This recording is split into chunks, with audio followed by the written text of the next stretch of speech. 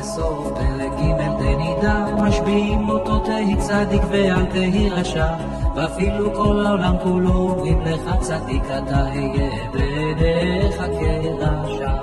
וצריך להבין להדן אבות פרק ב' ואל תהי רשע בפני עצמך. O que a gente viu na aula passada é a importância do estudo da Torá. Como que quando a pessoa estuda a Torá, ela se une com Deus, ela está abraçando Deus, isso quando ela capta a ideia que ela estudou, e enquanto ela está estudando, ela está sendo abraçada, ela está dentro do assunto. Então a gente vê a importância do estudo da Torá com Deus.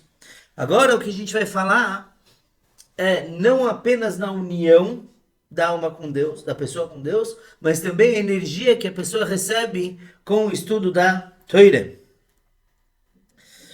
Uma das coisas que a gente mencionou é como que às vezes tem leis que se estudam que nunca vão acontecer. Então é importante estudar leis da Torá, mesmo aquelas que não aconteceram, não vão acontecer. Eu trouxe o exemplo do Ben Sorero Moré, que é o filho rebelde, que rouba dinheiro dos pais e rouba e compra carne e bebe vinho tudo no mesmo dia. E hoje eu acabei estudando mais alguns casos de leis da Torá que nunca aconteceram. Por exemplo, Iranidachat. O que é Iranidachat? O Maimônides descreve muito bem as leis de uma cidade que foi desviada da Torá para servir idolatria. O que se fazia com essa cidade? Queimava tudo e todos. Todo mundo. Tudo. Mesmo que é um horror você imaginar uma cena dessa, ainda assim é uma lei impossível de acontecer. Porque tem tantos detalhes. Qual foi o approach? Qual é a forma que aquele homem veio desviar todo mundo? Como ele falou? Se todo mundo aceitou ao mesmo tempo? Se eles chegaram a servir ou não servir? Tem tantos detalhes que para ser factível é impossível. Mas ainda assim, é uma lei da Torá. Então, o que essas mitzvot nos provam é o seguinte. Muitas vezes as pessoas falam, por que Deus deu essas mitzvot? Tikkun olam. Para que o mundo siga um bom curso, você tenha paz no mundo. Então, Deus não é cruel e por isso a gente deve espantar a ave-mãe para pegar os ovos, os pintinhos. Então, muita gente tenta racionalizar as mitzvot e falar que é por... Deus fez isso, ordenou o casamento assim, assado, para ter paz, etc. E na verdade não. A gente vê com essas mitzvot que não podem acontecer, que não tem como elas acontecerem. A gente vê que na verdade vem tudo da vontade divina, da essência de Deus. Porque se fosse só para o mundo dar certo, então na Torá nós teríamos somente as leis que podem acontecer. Por que tem leis que não são factíveis? Porque na verdade elas vêm da vontade de Deus, assim como todas as outras. Então todas as mitzvot devemos cumprir, porque Deus mandou e porque a gente sabe que Ele, sendo o Criador do mundo, do universo, Ele sabe exatamente o que Ele deseja para o mundo, vindo a partir dele mesmo. Também vimos como que uma vez que o estudo da Torá é a vontade, não apenas a vontade, mas é o intelecto de Deus, então a pessoa quando ele estuda a Torá, a energia que ele recebe, na verdade a gente chama de energia ou de luz, mas na verdade é o próprio Deus, e ele se une com uma união maravilhosa. Esse foi o termo usado pelo próprio Tânia, é uma união fenomenal. E por isso, daqui sai um outro assunto. Consta que os Chachamim, os sábios da Torá, eles são os donos do mundo. Balei Batim. O que quer dizer Balabait? Dono da casa. É aquele que manda na casa. Um sábio da Torá, ele manda no mundo. Por quê? Uma vez que o mundo foi criado a partir do desejo divino, e a Torá é o intelecto divino, então quando a pessoa realmente sabe Torá, eu estou falando um grande tzadik que sabe muito, então ele consegue controlar o mundo de acordo com a Torá. É uma história simples do Rogachover. O Rogachover foi o rabino que deu o diploma de rabino para o Rebbe de Lubavitch. Imaginem o nível dele. Ele era uma pessoa que quando alguém escrevia uma carta para ele, uma pergunta de Torá, ele não respondia a pergunta. Ele trazia só os Marei Mekomot, as fontes, onde a pessoa tinha que olhar. Aí uma vez uma pessoa fez uma pergunta, assim, mandou para ele uma coisa que ele considerou genial de Torá, uma pergunta, e mandou. Quando veio a resposta, vieram 2 folhas com as fontes. Olha aqui, olha ali. E essa pessoa olhou em todas as fontes e não tinha resposta nenhuma. Aí ele consultou um amigo, um colega, me ajuda. O Rogachover me mandou essa resposta e tá dando, não estou achando a resposta. E aí o amigo viu que em todos os locais que o Rogachover colocou, constava lá na página, tinha lá uma pergunta boba. Entendeu? Esse era o jeito dele. E ele realmente era um grande gênio. Ele deu a smichá, o diploma para o Rebbe. Quer dizer, ele testou o Rebbe. E uma certa vez chegou uma carta do governo cobrando 2 impostos dele. O filho apresentou para o rabino: olha, eu tenho que pagar, era para ele, para o Rogachover, você tem que pagar essas multas, esses impostos. Então ele avaliou os 2 e falou: o primeiro, que é de acordo com a Torá, eu vou pagar. Porque a Torá também me exigiria pagar isso. O segundo, que não faz sentido pela Torá, eu não vou pagar. É que nem você receber uma multa de trânsito e falar: é pela Torá, não. E o filho falou: mas Tate, se você não pagar os 2, vai ter problemas, não adianta pagar só um. Não, pela Torá o segundo não faz sentido, não vou pagar. E realmente, alguns dias depois, chegou uma carta do governo retratando que o segundo imposto não era devido. Não recomendo cada um aqui fazer isso. Chegar o IPTU, o IPVA, falar que não sei se vai funcionar. Mas isso se trata realmente de um tzadik. E a gente vê a força, olhem o poder de um sábio. E aqui a gente vai entrar em algumas leis. Tem uma até muito difícil. Deus nos livre, estupro. Estupro é uma coisa terrível. Mas o que acontece? A gente sabe, por exemplo, que o judaísmo faz diferença no casamento. Primeira vez ou segunda vez. No contrato do casamento, consta lá se a menina já foi casada ou não foi casada. Tá? Hoje em dia não tem uma relevância. Todo mundo casa, Baruch Hashem. Mas os valores mencionados na Ketubá tem... E o que acontece? Lo aleino, Deus nos livre, que uma mulher passa por essa situação antes do casamento. Na prática, no casamento, ela não pode afirmar que ela é virgem. Está escrito Betulá. Está escrito, exatamente, Peg. Está escrito, se é Betulá, o valor é 200, se não é 100, tá? Na prática, ninguém paga nem 200 nem 100. A gente casa e continua pagando o resto da vida. O filho que chega pro pai e fala: pai, quanto custa casar? Não sei, eu estou pagando até hoje. Mas então o que acontece? Lo aleino, Deus nos livre, uma moça foi violentada, na prática ela não é virgem. Vai casar do mesmo jeito, etc. Mas, por exemplo, o Kohen Gadol, o sumo sacerdote, que só podia casar com uma virgem, não poderia casar com ela. Esse é o máximo de relevância que teria, né, para fato. Agora, o que acontece? Deus nos livre, que um pedófilo abusa de uma menina de 2 anos. Desculpa trazer esse assunto forte, mas é Torá. Um pedófilo abusa de uma menina de 2 anos. Então, pela Halachá, até 3 anos, os sinais de virgindade voltam. Então, que nunca aconteça nada nem parecido. Mas se uma menina de 2 anos foi violentada, ela vai casar como virgem. Porque até 3 anos volta. Vamos dizer que ela foi violentada numa certa data. Que num ano normal, ela teria 3 anos. Então, o aniversário dela era... vamos ver. 10 de Nissan. E ela foi violentada no dia 10 de Nissan mesmo. E aí se descobre que, na verdade, os rabinos fizeram aquele ano ser bissexto. Não é bissexto, mas aquele ano ter 13 meses. Então o que acontece no dia 10 de Nissan? Já não é mais 10 de Nissan, voltou um mês para trás. É 10 de Adar. Então ela ainda não completou 3 anos. E aí ela casa, mas peraí, isso aqui é uma decisão, os rabinos do tribunal decidem se vai ter um mês a mais ou não. E na prática, isso afeta a natureza. Pela Torá, uma vez que eles estão falando, baseado no conhecimento da Torá, que é a vontade divina pela qual foi criado o mundo, logo, uma decisão assim afeta a própria natureza, e ela é considerada virgem de novo. Para ver a força daqueles que estão conectados com a Torá profundamente. Eles têm o poder de mudar a natureza. Tem uma outra história muito legal, se eu não me engano, aconteceu com o terceiro Rebbe, com Tzemach Tzedek. Talvez eu já contei nesse shiur, mas é bom escutar de novo. Uma vez chegou um senhor que estava com problema no pulmão. E ele falou, Rebbe, me dá uma brachá, porque é fatal. Então o Rebbe começou a ver que doença é essa. Ele falou, vai para Israel. Estavam na Rússia lá. Vai para Israel. E aí ele foi para Israel. Não contei semana passada essa? Não. Ele foi para Israel. E Baruch Hashem ele teve uma vida longa. Então os alunos... Baruch Hashem ele teve uma vida longa.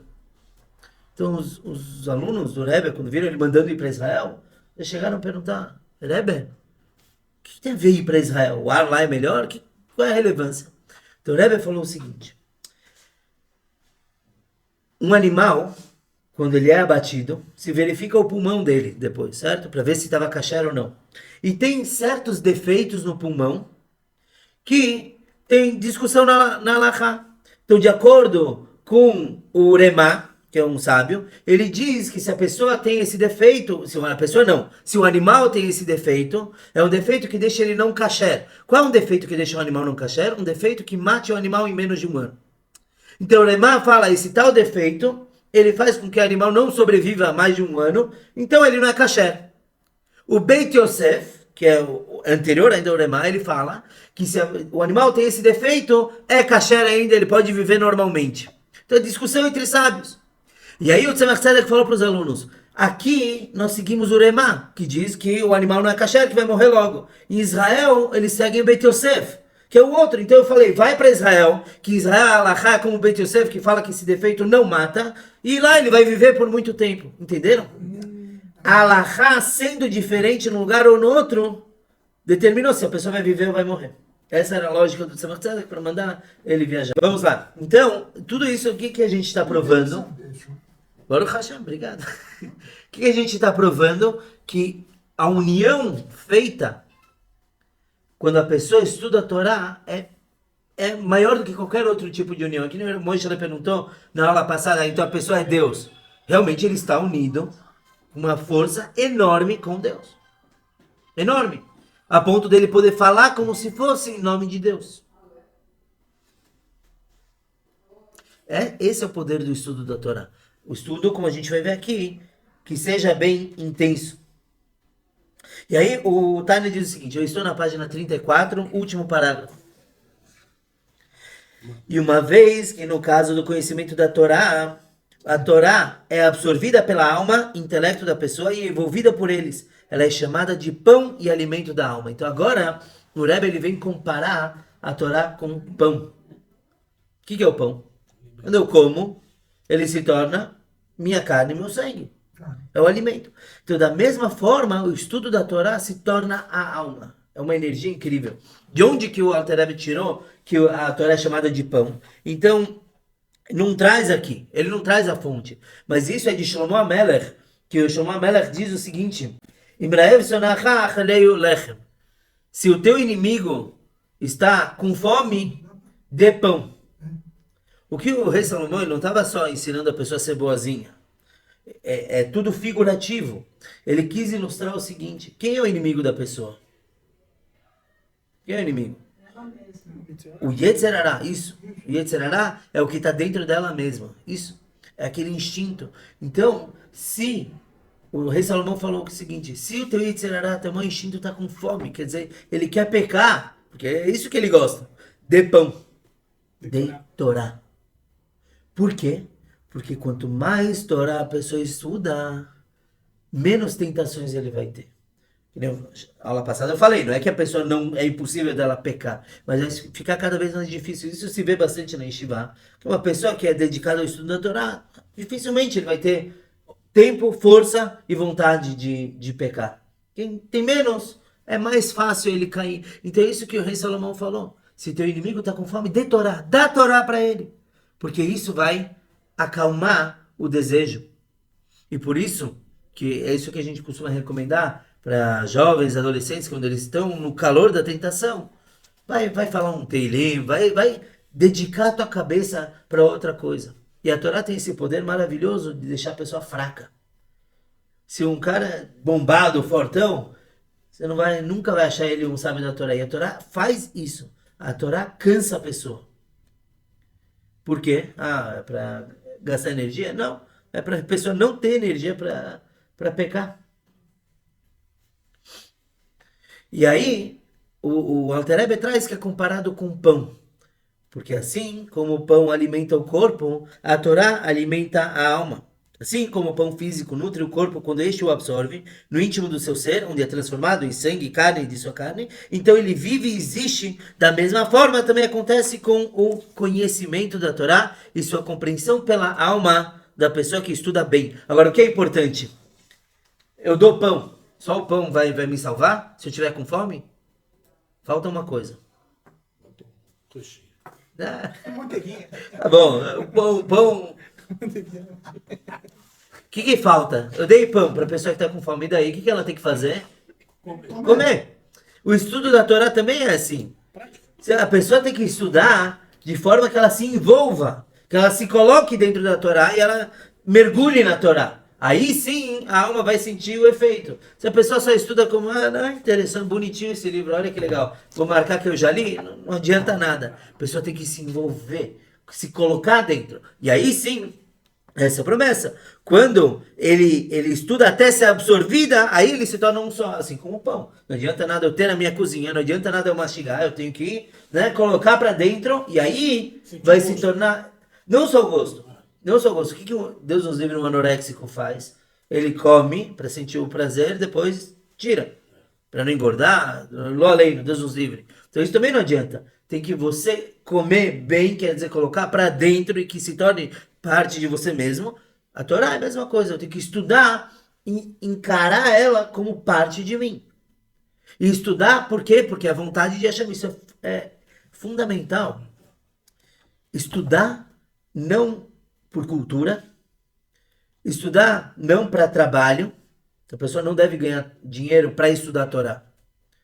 Tem o colelo, né? A gente já falou da pessoa receber, mas realmente para a pessoa ter esse prêmio da Torá ser parte dele, tem que ser um estudo focando que isso vem de Hashem. E é perigosíssimo estudar a Torá sem essa intenção. Quer dizer, a pessoa, um ateu, muitos ateus estudam Torá. Para quê? Para poder rebater, etc. Então isso não só que não traz benefício algum, é danoso para a pessoa. Um dos motivos que o templo foi destruído, está escrito que é porque não fazia uma bênção da Torá antes de estudar. Então tem uma brachá que inclusive é a mesma que a gente recita antes de subir na Torá, na Aliá, e na época do templo eles estudavam Torá sem recitar essa bênção antes. Isso levou à destruição do mundo, do templo. Por quê? Porque é maléfico. Não recitar a brachá representa o quê? A pessoa estudar a Torá, separando ela do Noten na Torá, daquele que deu, separando ela de Deus. É um lindo livro a Bíblia. Vale a pena ler, tem histórias muito bonitinhas. Não é por isso que a gente estuda a Torá. A gente estuda a Torá porque é parte de Hashem. Entendeu? E este é o significado do versículo: tua Torá está em minhas entranhas. Tua Torá está dentro de mim. O que quer dizer? Ninguém come Torá. Então, uma explicação mais simples é, a pessoa quando ele fala para Hashem, tua Torá está dentro de mim, quer dizer, eu estou caprichando no kasher, eu estou comendo de acordo com tua Torá. Mas a explicação que o Tânia quer demonstrar é que quando a pessoa estuda a Torá de forma verdadeira, lembrando quem deu a Torá, e ele se compromete com aquilo, ele mergulha naquilo, então está dentro de mim. Por quê? Porque ela passa a ser parte da minha alma, assim como a comida que eu como se torna minha carne. Assim também está escrito no Etz Chaim, que as vestimentas da alma do Gan Eden são os preceitos, enquanto que a Torá é o alimento para as almas. E aqui ele traz uma distinção muito interessante entre mitzvah e Torá, estudo da Torá. Mitzvah, ela me traz uma vestimenta para a alma. Lembrem, e eu mencionei na aula passada, que ele traz de antes, que quando eu faço uma mitzvah, Deus está me abraçando. Eu não estou abraçando Deus. Porque a mitzvah é algo externo. Deus me manda uma luz chamada de Or Makif. E agora eu vou pedir bastante atenção, porque é um conceito que ele vai se repetir muitas vezes no Tânia. Tem Or Makif, luz externa, que envolvente, e Or Primi, uma luz que preenche por fora e por dentro. Qual a diferença entre uma e outra? O Or Makif, a luz que envolve, ela tem uma força enorme mas ela não penetra na pessoa. É como, o exemplo que eu gosto é você encher um vale de água. A água para ela não faz diferença se tinha árvore lá, se tinha casa, bichinho, vai cobrir tudo da mesma forma. Então esse Or Makif, essa luz que envolve, ela vem em todos os mundos espirituais, dos mais elevados ao tão mais baixo que é aqui, ela vem da mesma forma, é uma luz super potente, mas que envolve. Depois tem o Or Primim, essa luz que preenche é diferente. Ela tem a vantagem de me preencher, quer dizer, ela se torna uma comigo mesmo, e por outro lado, ela é menos intensa. Por quê? Porque Deus me manda uma luz pela minha medida. Certo? A roupa, eu posso usar a roupa de qualquer tamanho, ela vai estar por fora.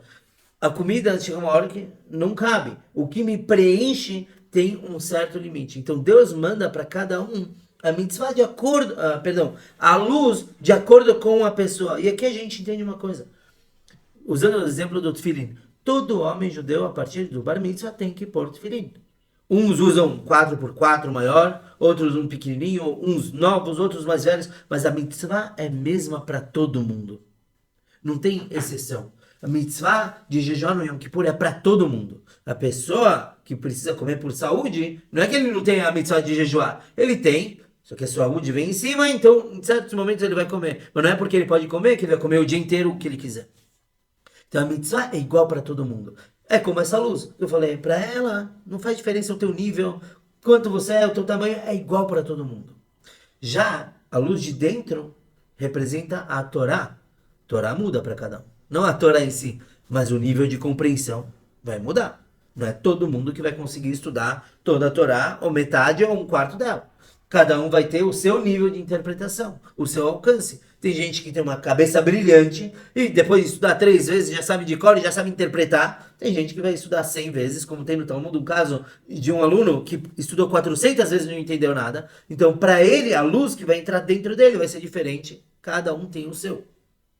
E ó. Esse estudo, que nem você está falando, a parte interna, né? A luz interna, que cada um entende e absorve a sua capacidade de fazer. Por isso também, te pergunto, nas yeshivot, no mundo inteiro, quando você vê os meninos em yeshivot, ou mesmo adultos, não é como numa escola normal, por exemplo, classe A, classe B, classe C, criança de 7, de 8 ou de 9. Você vê grupos de alunos ou de colegas que estudam, independente da sua idade, mais velho, mais novo, mas que tem, vamos dizer assim, mais ou menos O nível. o mesmo nível de conhecimento, de introspecção, de Torá. É isso? Exatamente. Na verdade, é isso que acontece, então. Quando acaba a escola, ele vai para Yeshiva e na Yeshiva muda tudo. É isso que você falou. Então eu com 18 anos, tinha um indivíduo de 30. Porque ele estava fazendo chuvá, estava chegando e ele já estava avançado para ele, entendeu? Exatamente. Você respeita o nível. E eu, como professor de escola, eu sou completamente contra o sistema que a gente tem normalmente. Eu tenho um aluno que ele não entende nada. Ele é um zero, nem o zero, não vou nem gastar tinta para fazer o zero. Ele não entende, ele não consegue. Eu visualizo ele numa fazenda, feliz da vida com as galinhas. Ele não entende nada. Tá bom. Aí tem as provas e o menino... Eu já nem dou recuperação da prova, porque eu sei que vai falhar também. E aí, logo agora, antes das férias, eu tinha que dar uma prova, só que eu não tive tempo para preparar. Então, o que eu fiz? Eu falei, eu vou falar as perguntas, ponho na lousa, e aí vocês respondem na folha. Não tem uma prova oficial. E ele foi o único que tirou 10. Por quê? Porque ele tem um tipo de compreensão. Então eu percebi que não adianta eu dar um texto para ele, isso aqui é minhoca. Ele não entende nada. Mas escutando, entendeu? Cada pessoa tem a sua forma de se conectar. Saber respeitar isso é saber educar. Eu levei meio ano para descobrir isso, mas tudo bem. O Rabino Caraguila, eu gosto sempre de repetir porque é uma coisa que... Na verdade, você vivenciou que sorte desse menino. O Rabino Caraguila falou uma vez um shiur que todos conhecem os irmãos gêmeos, Jacob e Esav. Jacó e Esaú. Jacó era o bom, o tzadik, e Esaú era o perverso. De quem foi a culpa disso? Do pai. Por quê? Está escrito lá na Torá, eu já não vou falar as frases, eu vou parafrasear já. Eles fizeram bar mitzvah, e aí viram que o Esaú era um homem do campo, e o Jacó era um homem de estudo. Aí o Rabino Caraguila aponta, ele fala, olha o erro. Descobriram que o Esav era um menino que queria ficar no campo quando ele já tinha bar mitzvah. Quer dizer, ninguém prestou atenção que o assunto dele não era sentar e estudar. Talvez, se você pegasse o menino que ele quer ser caçador e educar ele na Torá para isso. Olha, não fica sentado, não adianta. Porque como que você faz um menino que quer futebol sentar 12 horas por dia? Por outro lado, então vou mudar tudo. Acabou, estimar vão ser 3 horas. Não pode ser, porque tem outro menino que adora sentar e estudar. Então você saber reconhecer as diferenças entre as pessoas, entre os meninos, meninas, a forma de compreensão é você realmente valorizar. Antigamente tinha um tipo de inteligência. Estudar ou ser um burro. Hoje em dia não. Tem inteligência emocional, tem inteligência matemática. Um menino que não sabe uma palavra em português, mas faz cálculo de cabeça. O outro não sabe quanto é 1 mais 1, mas que poesias que ele escreve. Então saber respeitar isso... Eu já vi o Caraguila, porque ele era professor de Cotia. Ainda é. Não? Sei, acho que não. Ele era de Cotia. Eu vi o Caraguila pegar alguns meninos e dar uma aula no campo de futebol de Cotia. Ele tirar da sala e passar uma manhã com eles no campo. No campo de futebol dele. Isso é saber que tem meninos que não suportam ficar dentro de uma sala de aula. E você não joga eles fora, fala, vai pra casa, não volta mais. Vamos estudar, tá certo. Então, agora, de forma análoga, o que a gente está estudando é, vejam só, como o estudo tem que caber dentro da pessoa. Cada um tem um estilo. Da mesma forma, diferente do Or Makif que vem por fora, o Or Primi vai respeitar a pessoa. Então ele vem na potência da pessoa. Não adianta eu trazer muita luz para alguém que não vai saber apreciar. Não tem como apreciar. Não adianta eu mandar pouca luz para alguém que tem carência de muito mais. Então essa é a diferença entre Torá e Mitzvah. A ordem, a Mitzvah, é igual para todo mundo. É como um escravo. Manda o escravo fazer uma coisa... O escravo tem que apenas obedecer, não faz diferença o que o amo pediu. O amo quer água quente ou quer água fria, não importa. Eu tenho que fazer o que meu amo mandou. Isso é mitzvah. Tem que fazer mesmo sem entender. Torá, sem entender, não alimenta. É o que a gente falou. Torá, se a pessoa não entende o que ele está... Tem um mérito. A Torá, por que é legal? Porque a Torá tem os dois. A Torá tem o lado de mitzvah, que é o falar com a boca, por exemplo, que é o ler o Teilim, os Salmos. Eu não entendo uma palavra dos Salmos e estou cumprindo a mitzvah de Torá. Mas tem a Torá, o estudo da Torá. O estudo depende da compreensão. Não adianta ler e não prestar atenção. E, então eu já li, já entendi, tá bom? Não, lê de novo. Então a compreensão vai ser muito maior. Quando a pessoa estuda a Torá, então ele consegue as duas coisas. Mitzvah e Torá. E por isso... ele traz no final do capítulo que o estudo da Torá é maior do que o cumprimento de todas as mitzvot. Porque cumprir mitzvah me traz uma luz potente, mas externa. Estudar a Torá me traz os dois. A luz interna que alimenta a minha alma e a luz externa que veste a minha alma. É como ele compara, que ele traz o Etz Haim, que as vestimentas da alma são os preceitos. E quando a pessoa... passam 120 anos, ele vai pro paraíso, então ele tem o prazer dos dois, principalmente do estudo da Torá, mas a roupa que a alma usa lá é a roupagem das mitzvot. Então a gente entende, nesse capítulo, o que tem de tão especial isso da Torá. É uma união, onde a pessoa se torna, como o Ramachel falou, então, se torna meio Deus. Não para fazer idolatria, mas ele se torna uma pessoa, uma visão de Deus ambulante. Mas para isso, de novo, tem que estudar com afinco e estudar lembrando quem deu a Torá e sem interesses secundários. Esse estudo da Torá normalmente é sempre acompanhado de alguém que entende mais do que o estudante, né? Porque o estudante... Sim. Quais são as... Por exemplo, a leitura do Tânia. Isso nós estamos fazendo toda quarta-feira. Sim. Significa estudo da Torá? Com certeza. Significa. Se eu chegar em casa e começar a ler o Tânia por minha conta, significa que eu estou estudando a Torá? Também. Mas tem uma diferença entre ler antes da aula e depois. Sim, mas De qualquer aula. Antes você vai ter uma compreensão, depois vamos dizer que o Moshe agora volta para casa e lê de novo, porque a tua compreensão é maior e a luz que você recebe também é maior. Tá, mas eu vou interpretar a minha maneira.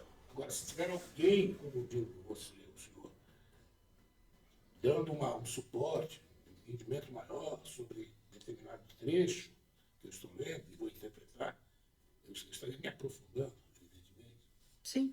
procurando melhor entendimento sobre o assunto. Mas Ou então eu falo, bom, eu vou estudar, vou entender do meu jeito e não vou me preocupar em saber outras opiniões. Estou estudando alguma coisa? tá, porque cada vez que o Moshe lê o mesmo capítulo, ele vai ter uma outra interpretação. Talvez não uma imediatamente depois da outra, mas a gente lê todo ano a mesma Torá. E cada vez é uma coisa nova que aparece. É importante eu saber para me colocar de uma forma confortável E- quando estiver lendo. Eu diria, Moisés, que se uma pessoa ela estuda uma coisa uma vez só, ou escuta uma aula uma vez só, ele estudou. Naquele momento ele estudou. Mas não mantém. Tem que revisar, tem que Cada ver. vez que você lê, você interpreta e você aprende mais. Sim. Você consegue lembrar Sim. e você vai adicionando, na verdade, né? Ó, esse capítulo que a gente acabou hoje, nós tivemos 2 aulas, né? Metade, metade. Para eu me preparar para a aula, eu escuto alguns rabinos. Fora, eu tenho alguns livros sobre o Tânia e eu escuto alguns rabinos. O meu rabino da Argentina, um outro de Israel.